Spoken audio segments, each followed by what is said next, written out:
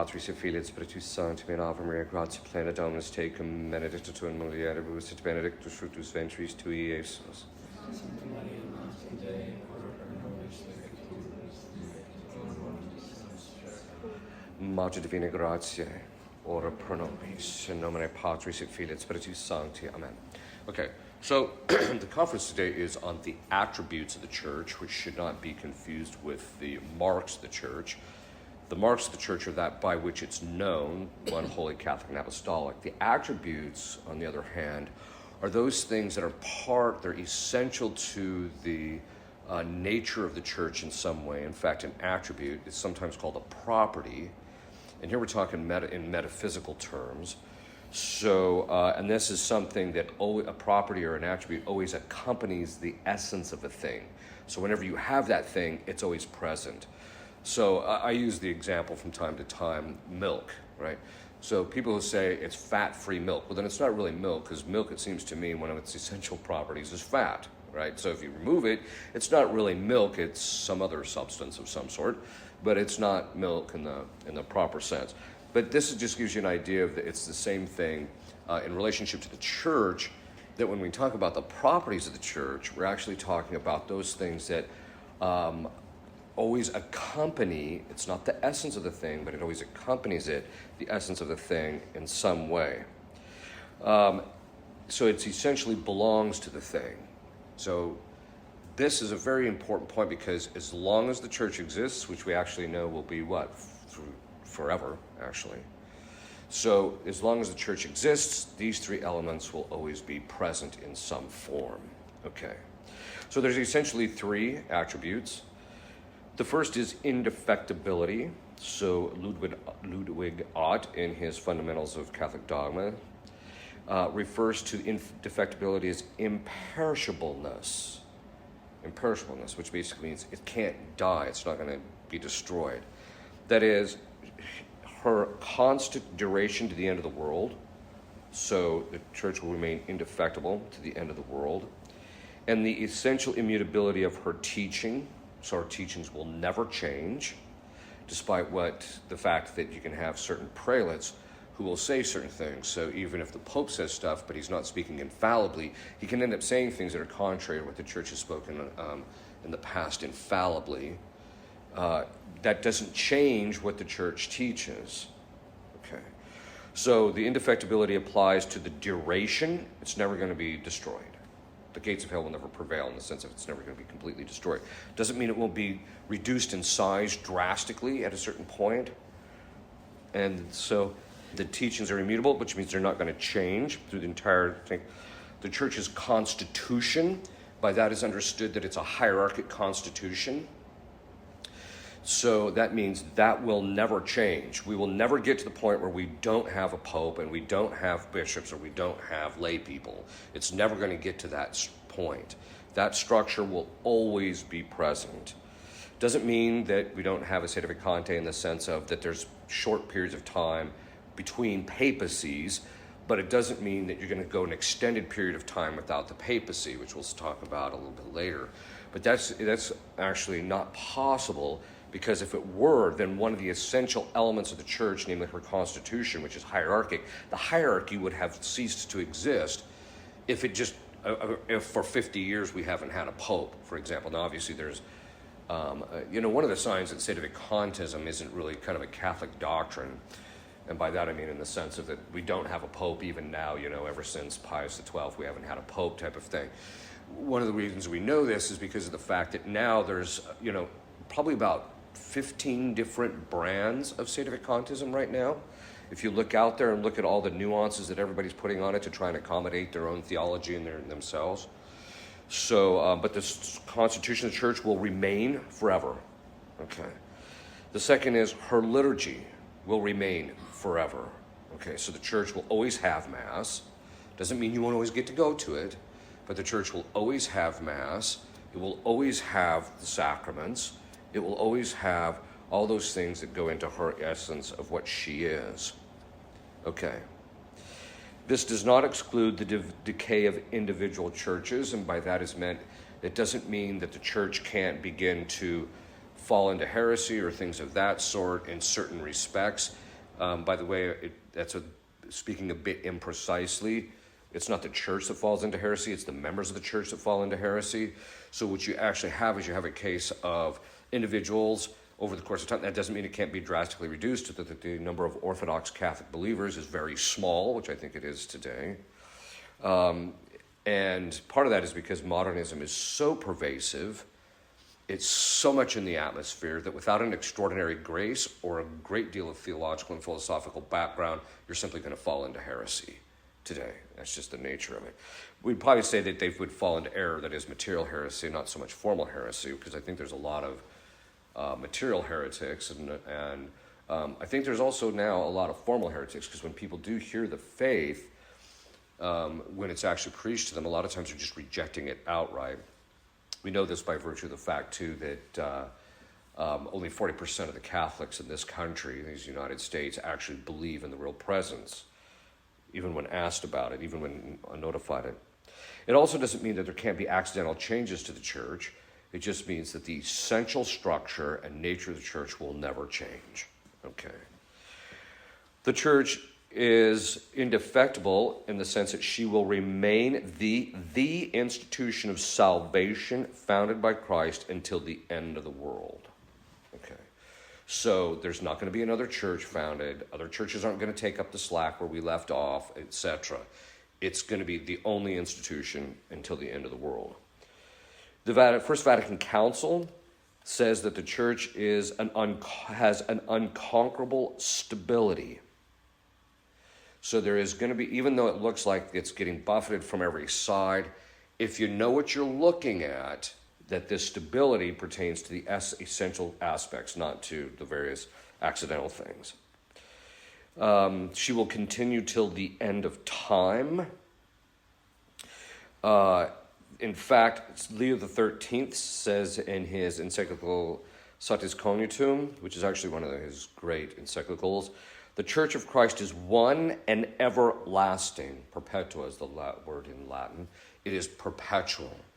So once the world comes to an end, the church militant and the church suffering cease to exist, but the church triumphant continues forever. Okay. So it's not like the church just comes to an end. Okay. So this means that the church will never fail in its essential elements. And this also includes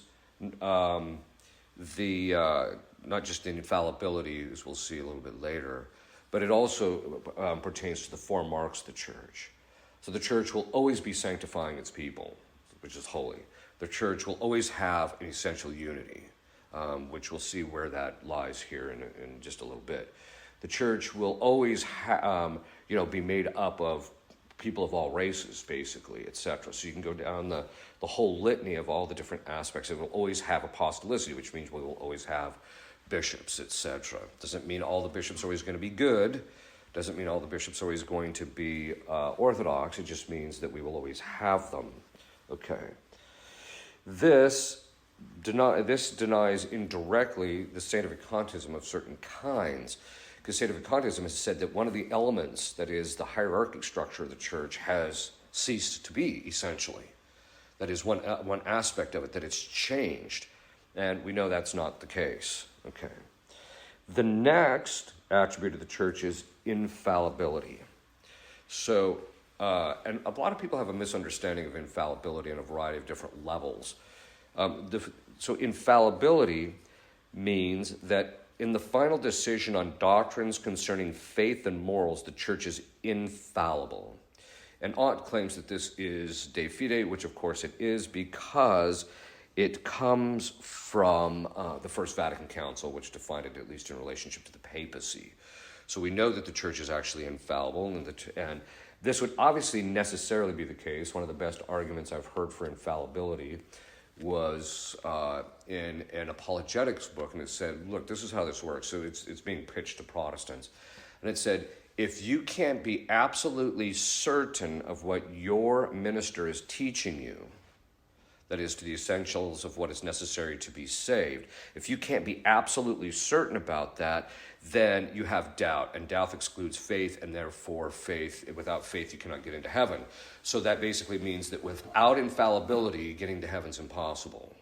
Right? Okay, so It's a pretty logical and concise argument, but the point being is that it shows that infallibility is something necessary that God needed to endow us with to protect our faith.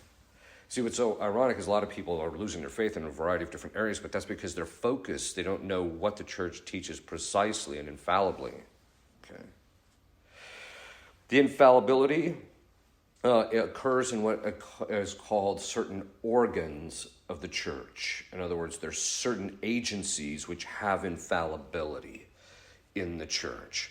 And most people just think it's the Pope or the councils, and that's actually not exactly the case. There's actually, it extends more to that. Okay.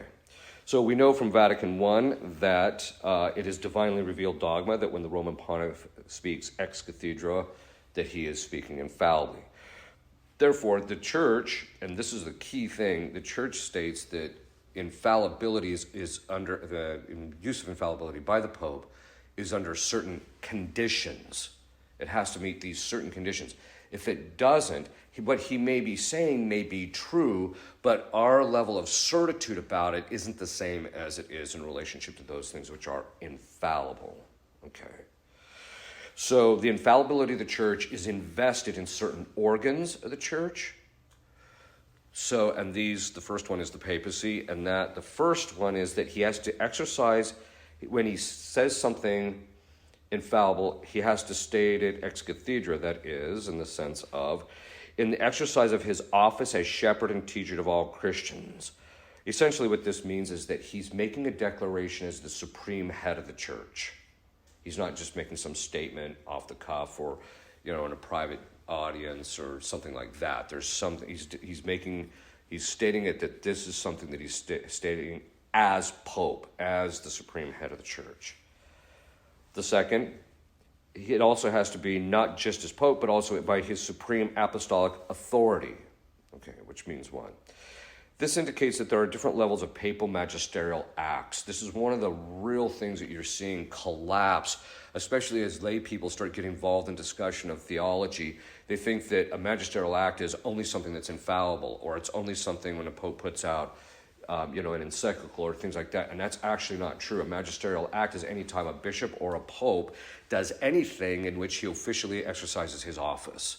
So preaching, technically, is for a bishop and pope is a magisterial act. The Wednesday audiences, because is a magisterial act. They're very low level, and so they don't have a whole lot of certitude, but nevertheless, they are still magisterial acts. Okay, so in this particular case, he has to be using his supreme apostolic authority. That is, it has to be clear that he's not invoking just his right to preach or something of that sort. Rather, it is clear that he's employing his supreme apostolic authority.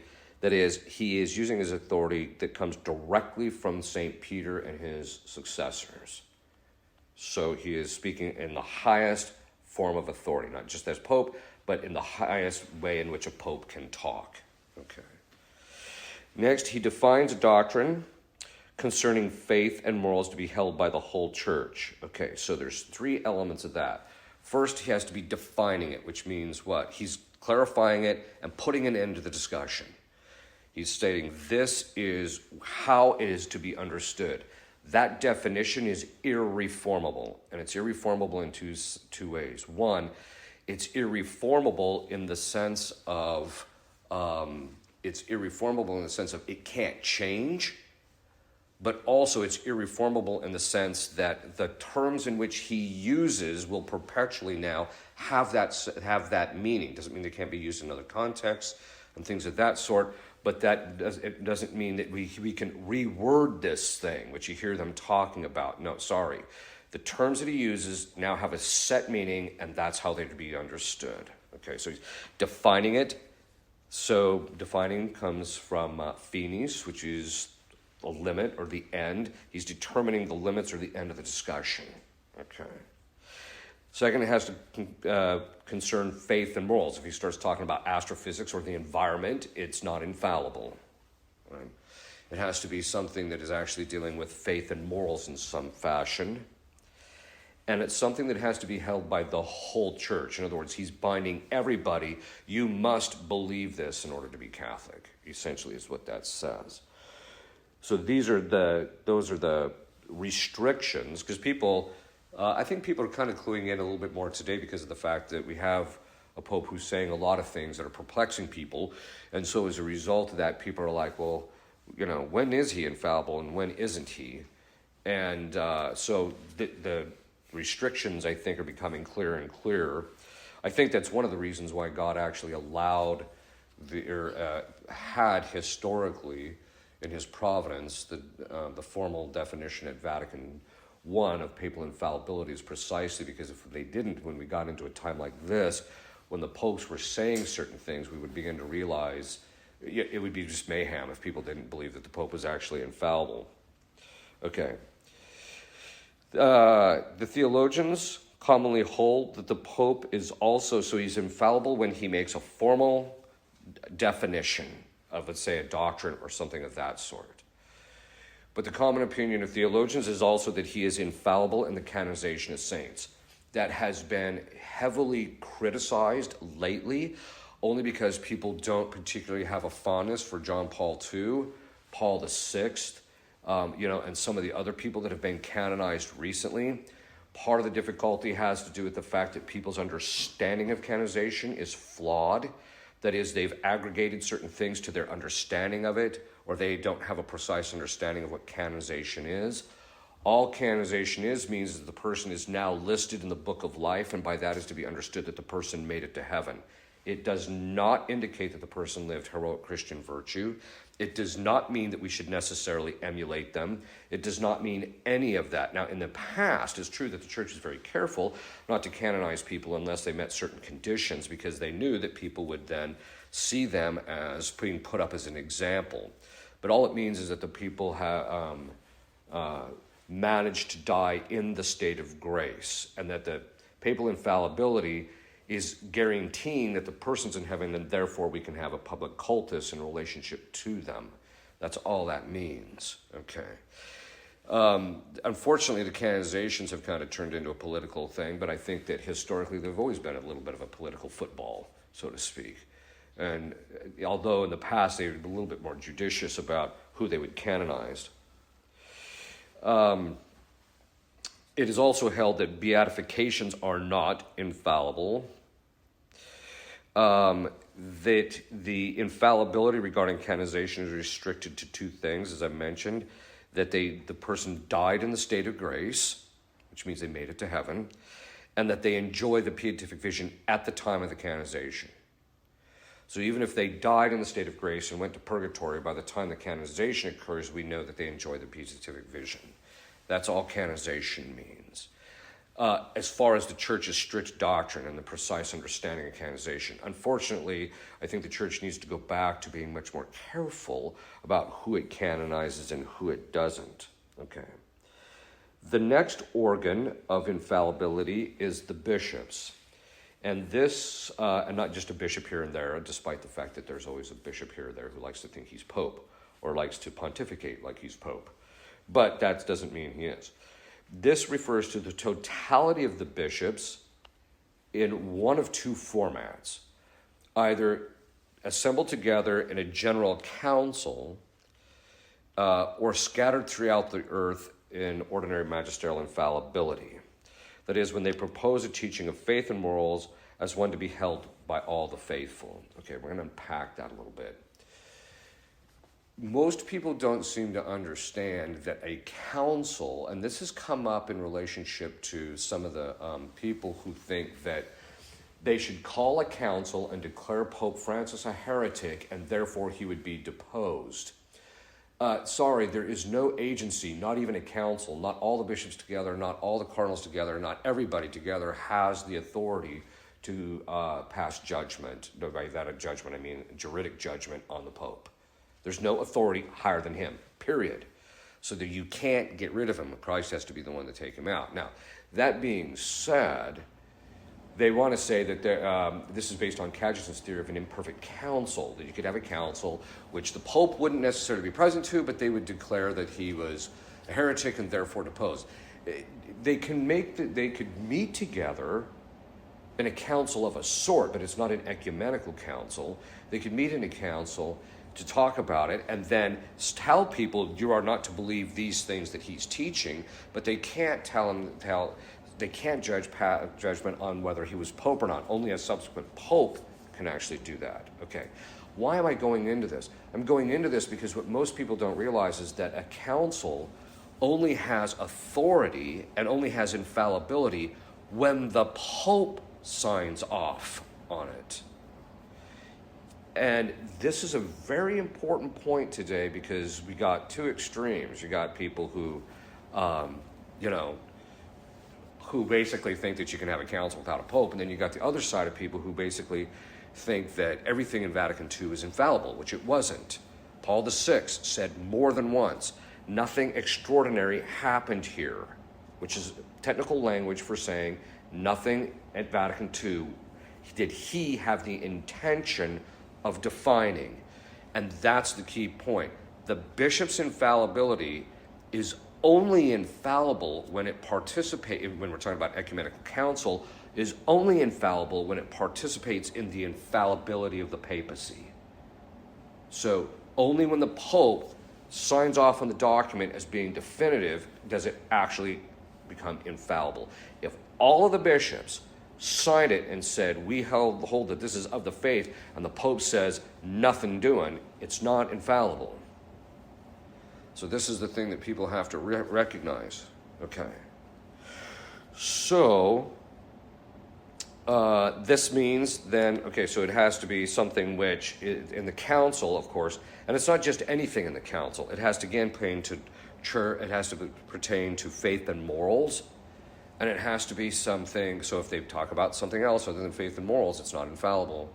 And also it has to be something to be held or be binding on all of the faithful, which again, Vatican II was not.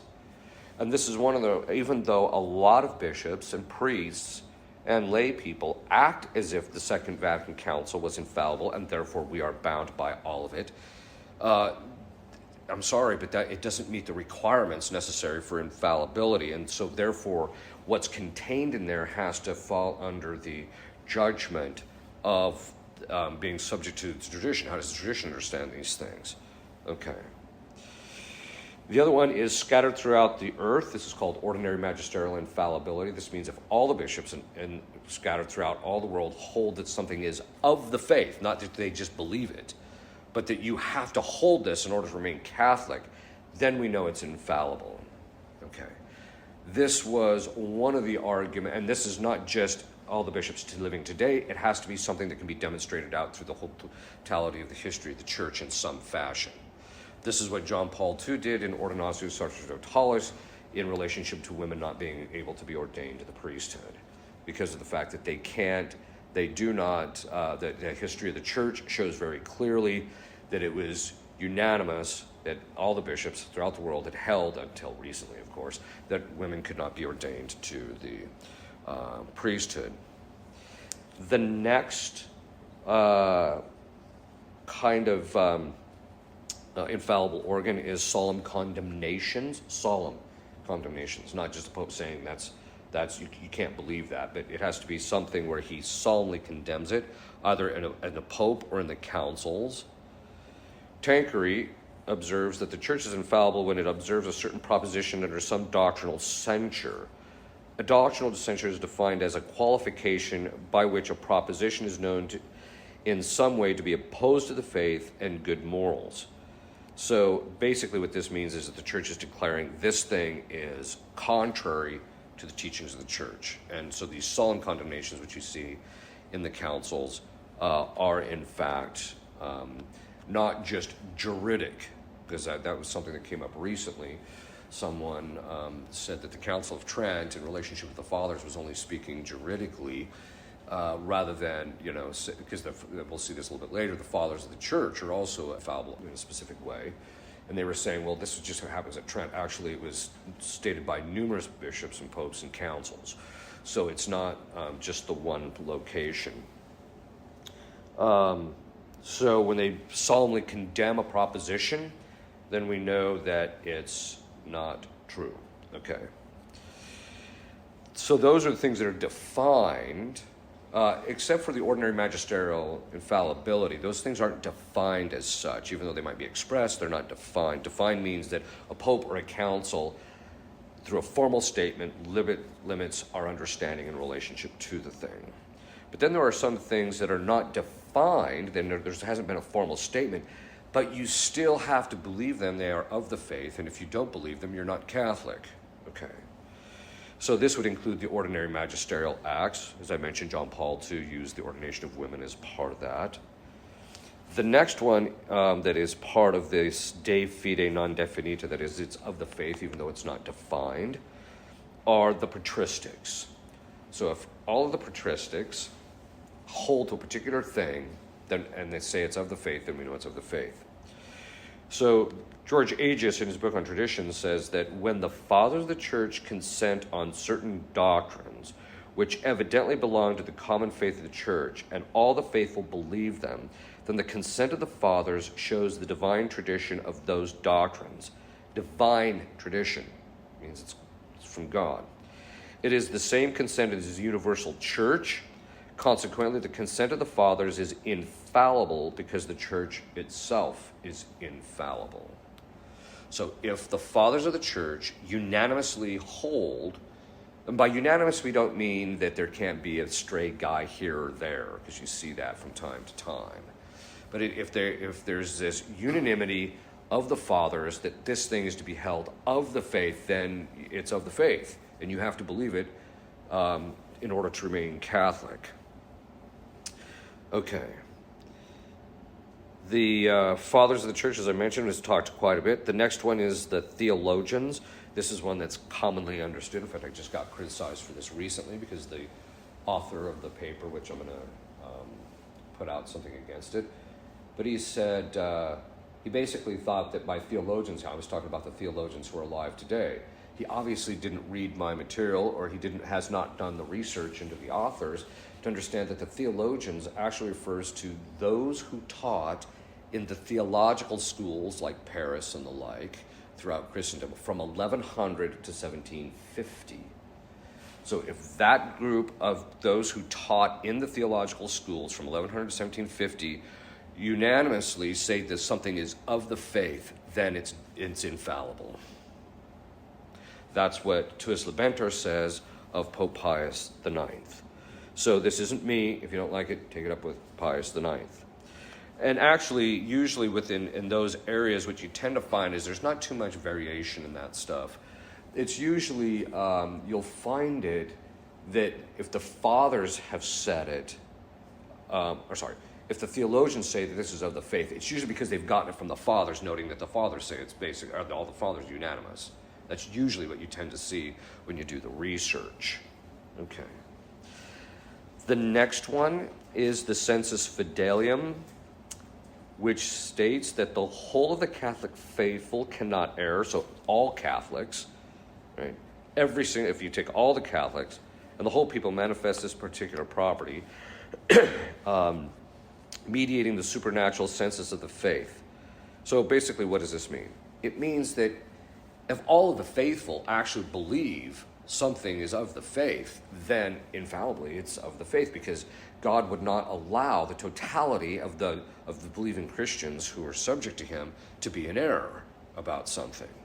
Doesn't mean that a large percentage of them can be, but we're talking about the totality of it. So that Sensus Fidelium is something that there's been a lot of ink spilled over it, especially since it was mentioned in more recent magisterial documents. Okay. The next, so that's just infallibility. And it's got quite a bit of a structure to it. It's unfortunate because a lot of people they lack precision about when infallibility occurs and by what organs does it occur. Most people who've only read things since Vatican II are unaware of the fact that the tradition has said, no, these other organs of infallibility are actually present. Okay. The last one is visibility. That's the last property of the church. So, Ott observes that it is sententia certa, that it is a certain belief, that the church is founded by Christ is an external, visible commonwealth. What does that mean? It's a visible institution. By its very nature, it's visible. So even when the church goes underground, it only goes underground in certain respects and in certain locations. It's never underground in its totality. Okay, and it's not a spiritual. Only entity, like the Protestants tend to think that the church that Christ founded is purely a spiritual thing without a visible thing. And that's quite convenient for them because a lot of them have to hold that, because as we see, the visibility is in a very specific kind or structure. Okay. According to the Council of Trent, there is in the church a visible sacrifice and a visible and external priesthood. So in other words, these are things that can be seen or viewed.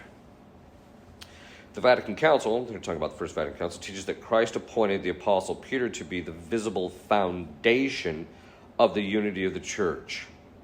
So if you read Vatican I, it refers to Peter as the visible head of the church, because he's visible.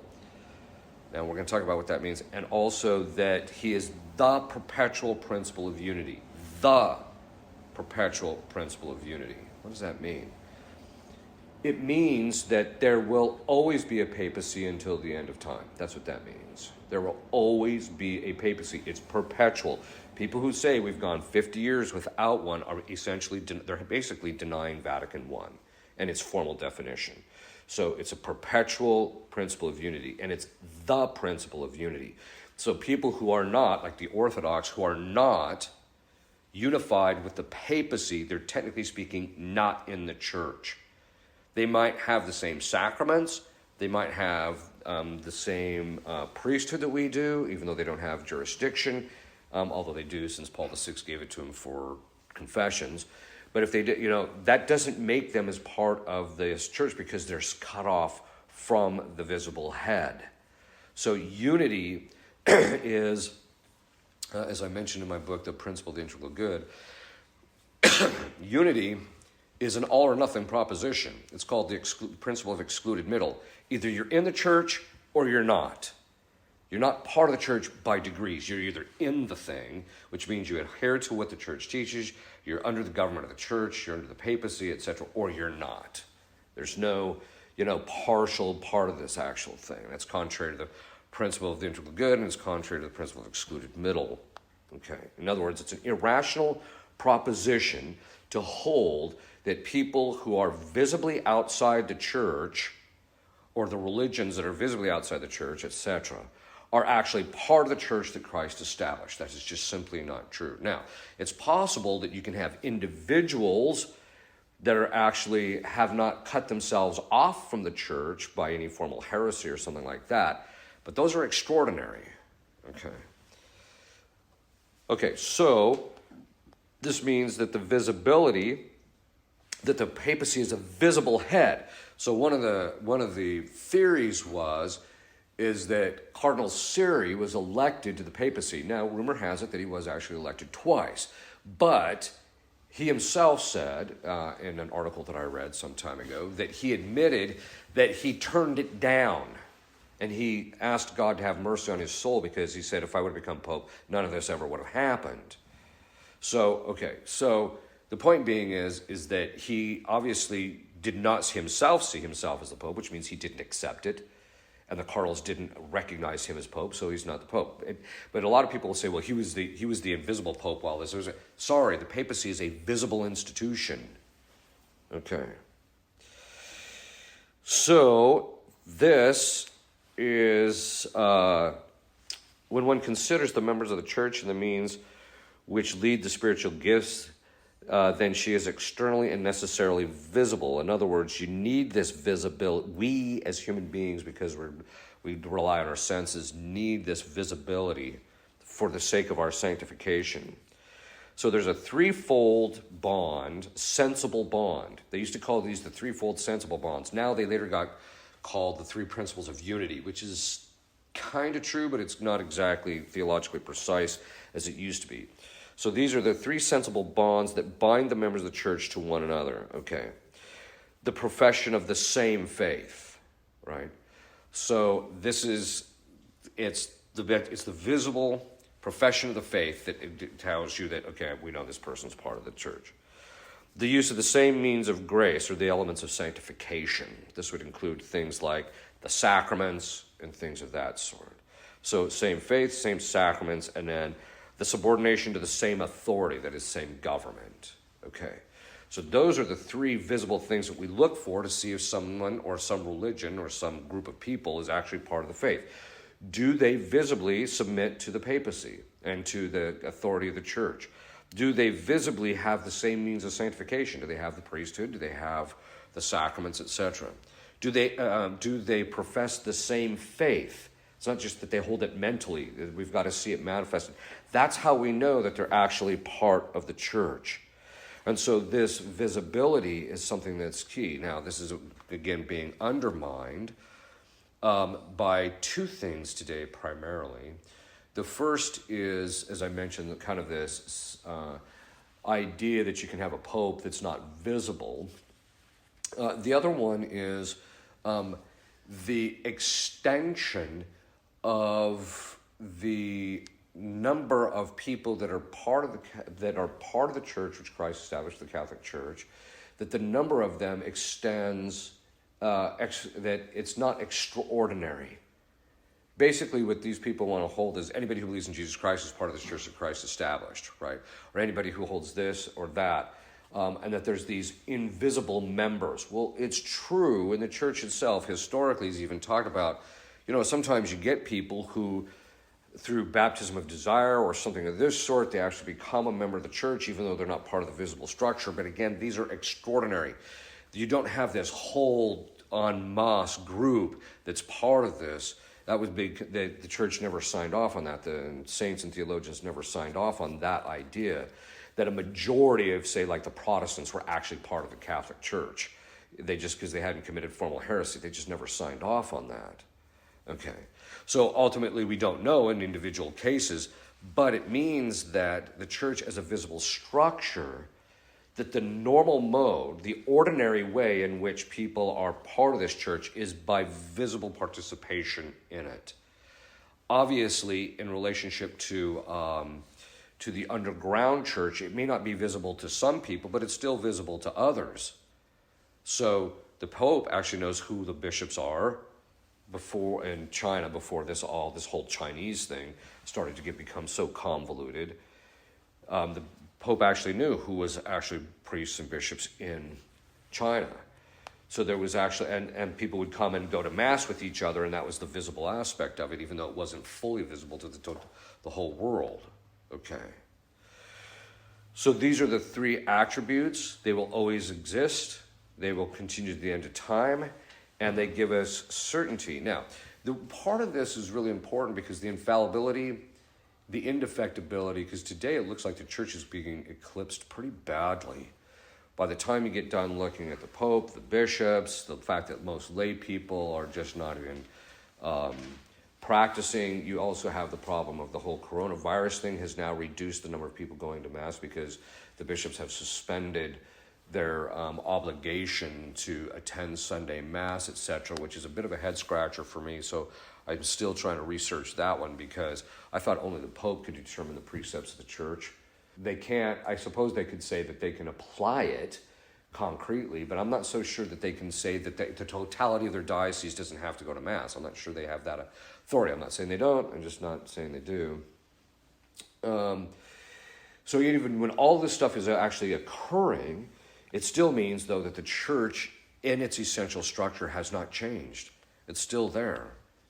So we can have a great deal of confidence in knowing it's never going to change. Doesn't mean it's going to be easy. It just means that we will be able to see it and know that it is always going to be there. Okay. Any questions? Maybe God could prevent this from happening, but I'm going to ask it anyway. But I mean, if the Pope came out and said this is an infallible statement, and let's say certain cardinals said, no, that's not right, it's not. and congruent with the tradition of the church and that Oh, right, kind of right. thing. I mean, does God prevent that from happening? Or could He it does. happen? He will always make sure that one of the elements, those elements that we talked about, Yeah. that it's defined of the faith and to be held by all. He'll make sure that one of those three elements doesn't obtain, and that's how we would know. So, and it's not just that he says it's infallible; he has to say it in infallible language. At least that's the common opinion of theologians. He has to say it in a manner that it's clear he's putting into the discussion, that he's binding everybody, and that it pertains to faith and morals. So if the Pope came out tomorrow and says, I, as successor of Peter, by my supreme apostolic authority, say that everybody has to pick up garbage, and constantly be fretting about the environment in order to be Catholic, and I define that as infallible. Well, that's just not true, right? Because we're not dealing with an area of faith and morals here. So that's the, he can say that, I wish people paid more attention to the environment, but he can't bind you to it because it's not been something that's been part of the church. It's not considered definition. Oh, that's something I should say. Definition is normally considered something that pertains to the deposit of faith in some sense. You can't bring new stuff in and say, well, this now pertains. It just doesn't work that way. Yes. With the Sensus Fidelium, the totality of believing Christians, there's so many Catholics that believe things that are contrary They do.